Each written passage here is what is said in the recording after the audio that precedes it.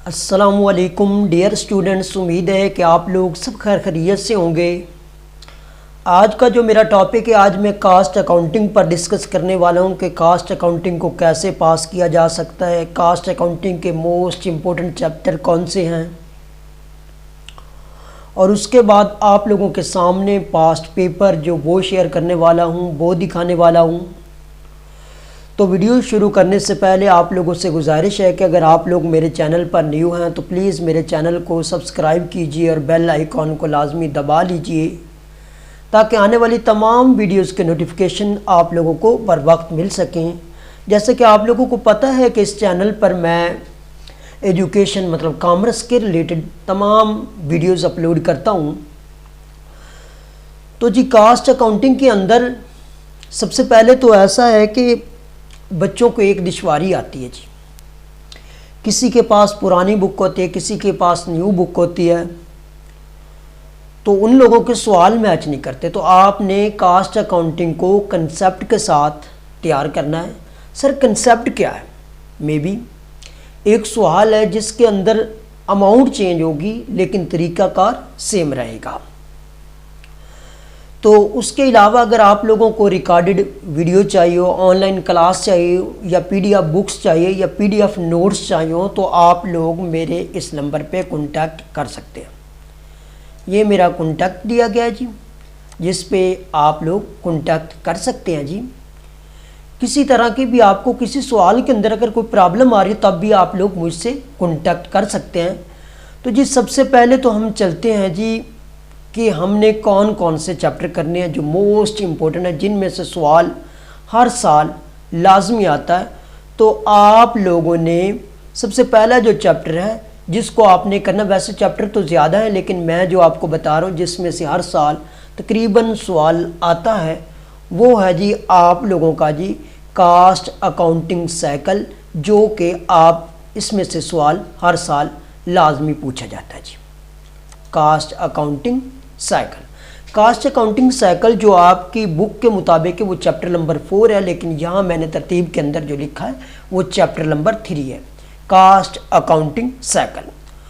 और उसके बाद जो आपका ये वाला चैप्टर है फाइनेंशियल स्टेटमेंट, जिसे शॉर्ट फॉर्म के अंदर CGS भी बोला जाता है, इसमें से भी सवाल लाजमी आता है। और ये आप लोगों का चैप्टर नंबर जो है वो आपका 5 है। उसके बाद जिसमें से सवाल लाजमी पूछा जाता है वो है जी आप लोगों का प्रोसेस कॉस्टिंग।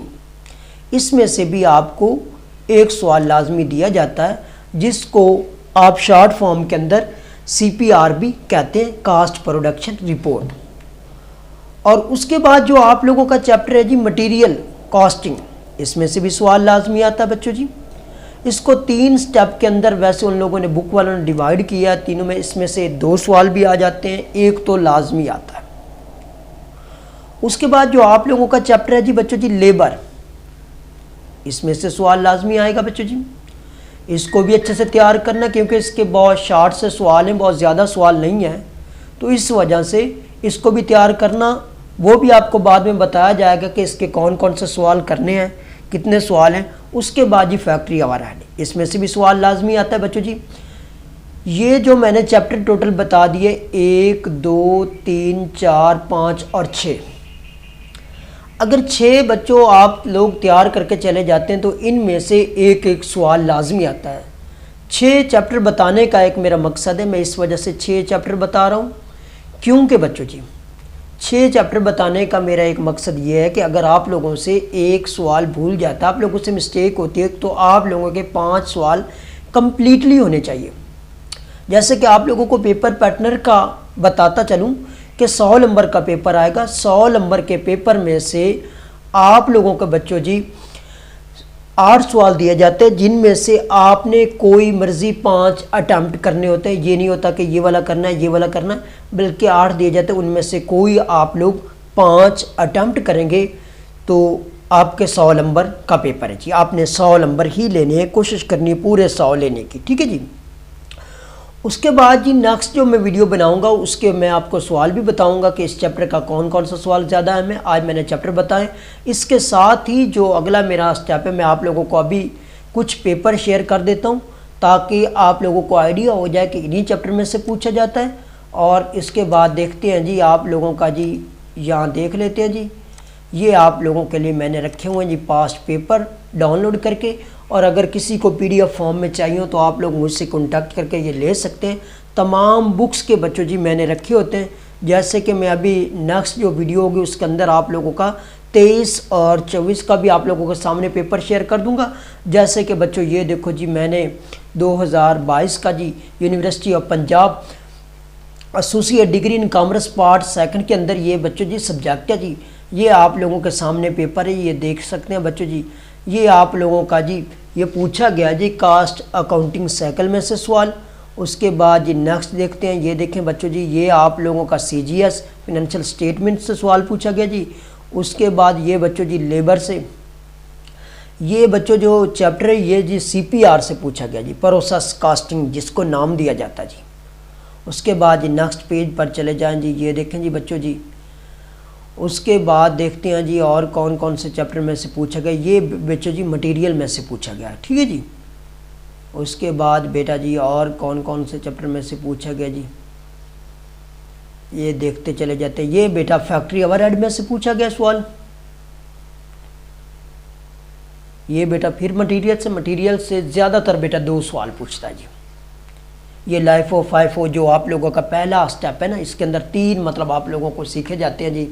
सबसे पहले जो LIFO FIFO है जी, उसके बाद आप लोगों को कुछ एंट्री दी जाती हैं, उसके बाद और एक स्टेप है जी, 3 स्टेप इसके अंदर सीखे जाते हैं जी बच्चों, ये देखो जी।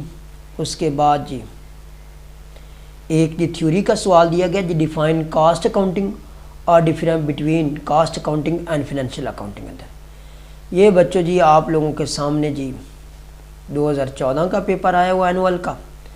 तो इस तरह बच्चों जी तमाम तर पेपर आप लोगों को मिल सकते हैं। ये आप लोगों को उम्मीद है इंशाअल्लाह ताला नेक्स्ट वीडियो के अंदर मैं इन सवालों को हल करने की भी कोशिश करूँगा। ये देखें बच्चों जी, ये आप लोगों के सामने है।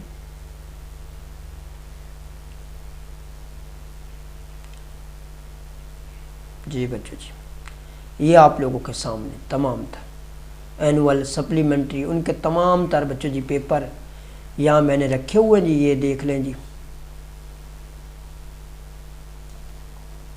यहाँ आ गया जी, ये आ गया जी आप लोगों का जी 2016 के अंदर। इसी तरह बेटा तमाम तर आप लोगों को दिखा देते हैं जी यहाँ तक।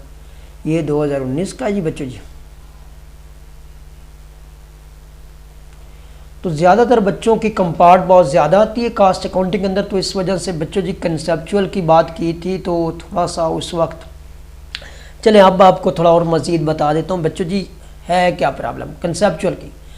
जैसे बच्चों जी वर्क इन प्रोसेस मटेरियल जो है वो 75,000 का दिया गया है, तो यहाँ हो सकता है 8,000 दिया जाए, 10,000 दिया जाए, 12,000 दिया जाए, तरीकाकार तो बेटा सेम रहेगा।